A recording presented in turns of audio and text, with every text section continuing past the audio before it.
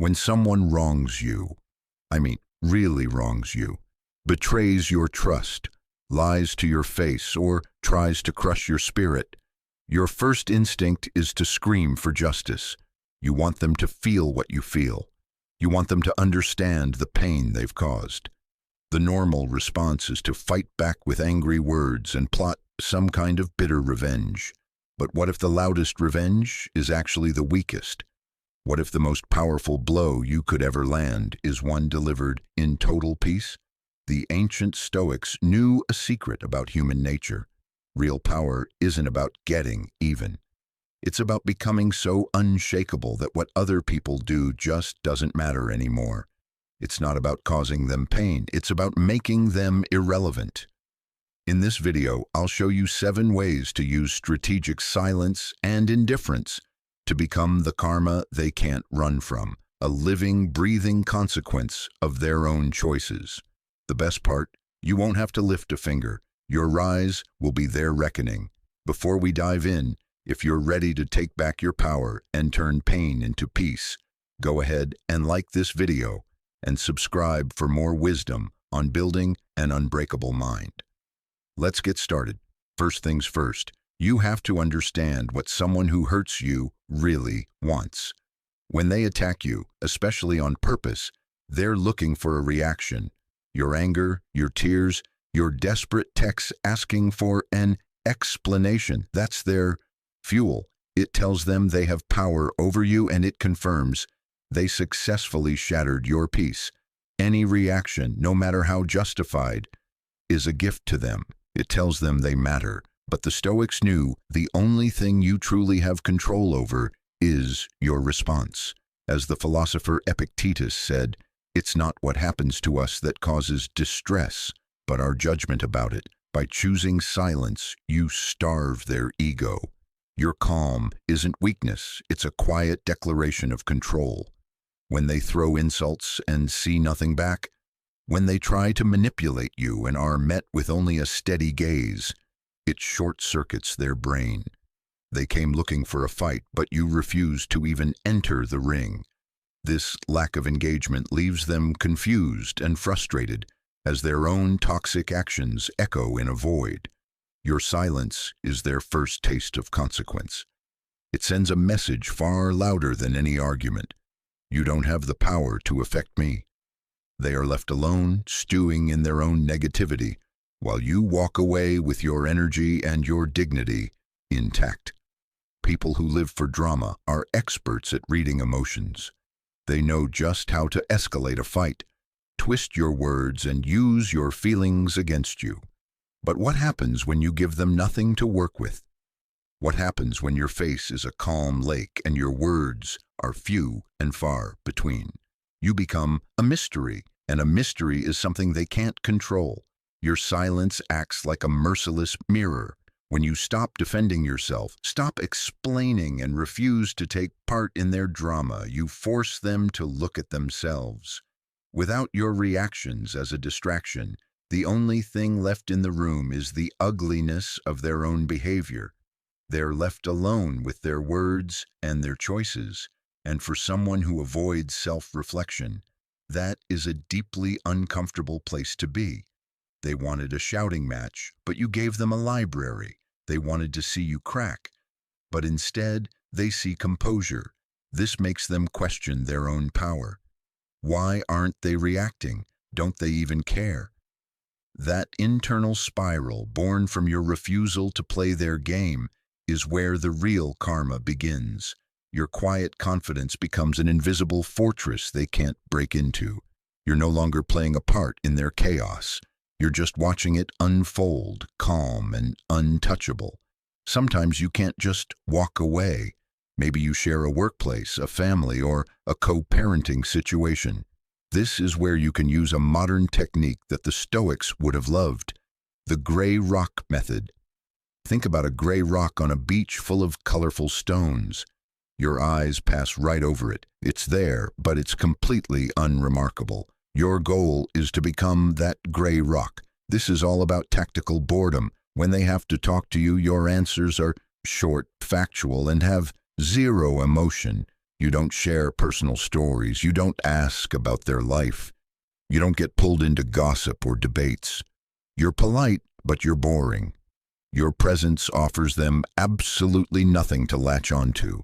No emotional hooks, no drama, no fuel for their fire. A manipulator is like an energy vampire. They feed on emotional highs and lows. When you become a gray rock, you offer them nothing. You're a closed circuit. This is incredibly frustrating for them because it makes their primary weapons, charm, provocation, guilt-tripping, completely useless. Eventually, they'll get bored. They'll stop trying to get a rise out of you because it's a waste of their time. They'll move on to find a new target with more energy to offer. You didn't win by fighting them. You won by becoming the most uninteresting person in their world, protecting your peace and showing them they are utterly insignificant to you. The great Stoic emperor Marcus Aurelius wrote, "The best revenge is to be unlike him who performed the injury." That single idea holds the key to becoming their karma. While they're stuck in the past, consumed by drama and bitterness, you're going to channel all of that energy into building your future. This is where your real transformation happens. While they expect you to be sitting at home, sad and plotting revenge, you're plotting your success. While they're gossiping about you, you're working. While they're watching and waiting for you to fail, you're at the gym, you're learning a new skill, you're starting a business, and you're building healthy, happy relationships. Your focus shifts completely from them to you. Every ounce of energy you might have wasted on anger is now an investment in your own growth. This is the ultimate power move because it makes them totally irrelevant to your life's story. They just become a footnote. And the best part? You do it all in silence. You don't post about your plans. You don't broadcast your progress for them to see. You just do the work. One day they'll hear about your success, see how happy you are, and witness your thriving life. And they'll have to face a devastating truth. Not only did they fail to break you, but their betrayal was the very thing that sparked your greatest growth. They tried to bury you, but they didn't know you were a seed. Once you're out of the emotional storm, you gain a superpower, clarity. By detaching yourself, you can start to observe the person who wronged you not as some evil monster, but as a case study.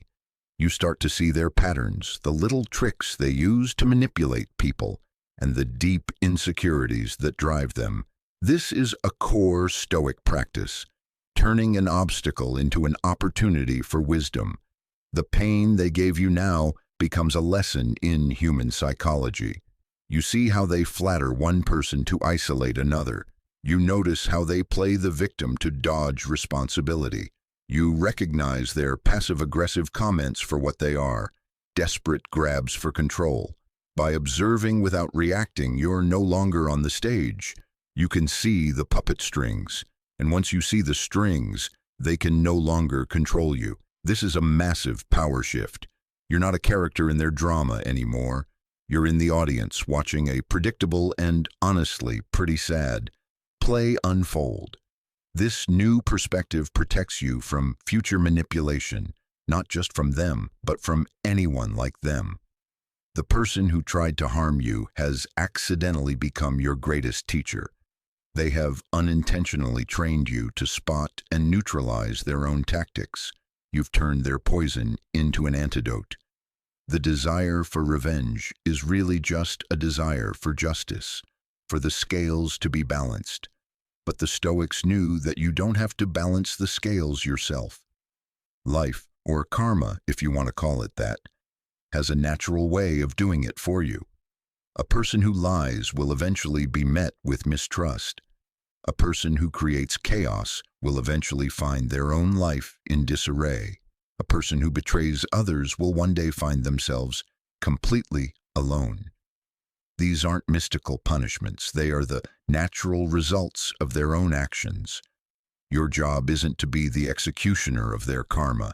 Your job is to get out of the way so it can do its work. When you try to get revenge, you actually interfere with this process.